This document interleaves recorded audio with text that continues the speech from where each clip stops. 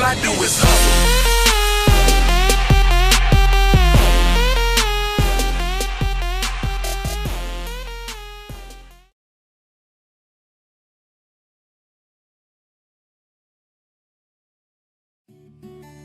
So I make aromatherapy and natural products ranging from candles to body butters and bath salts.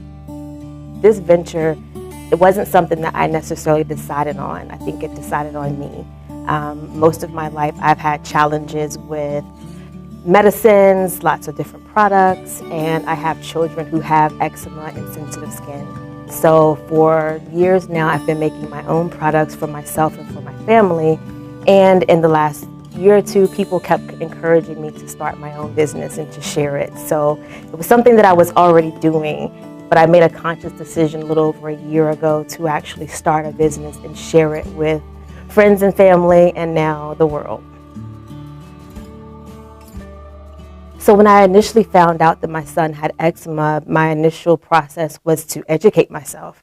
And so I started to do my research and discovered that many of the products that doctors would recommend or even prescribe could be helpful, but they had side effects, or they had chemicals listed in their product or ingredient line that were on the most toxic list for products. I knew about shea butter, but I didn't know how much of an amazing ingredient it was. And I started making my own blends and just testing it out on my son. And not long after, I started to notice that his outbreak, if he had an outbreak, it wouldn't last as long.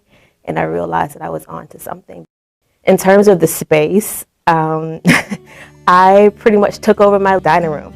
We had a formal dining room with a huge table and chairs that we weren't using every day. And so I brought in shelving, had specific mixer just for my products, and really started to create a space that would allow me to make everything. Both of my grandparents and my mom gave me lunch money, and none of them knew that the other was doing it. So my way of making good on that wasn't to announce it to them, but to reinvest. And so I used that money to buy penny candy, and after lunch, I would mark up the penny candy to 25 cents. But that was the beginning for me of recognizing entrepreneurship as being a way to empower myself, to acquire, to do things that normally I might not be able to do.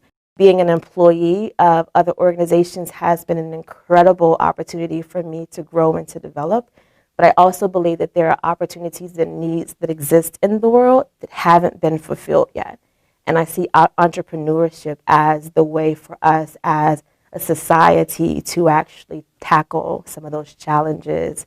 And the way that it just creates this snowball effect of ideas and opportunities when entrepreneurs are given the resources that they need to actually do the work that they're inspired to do.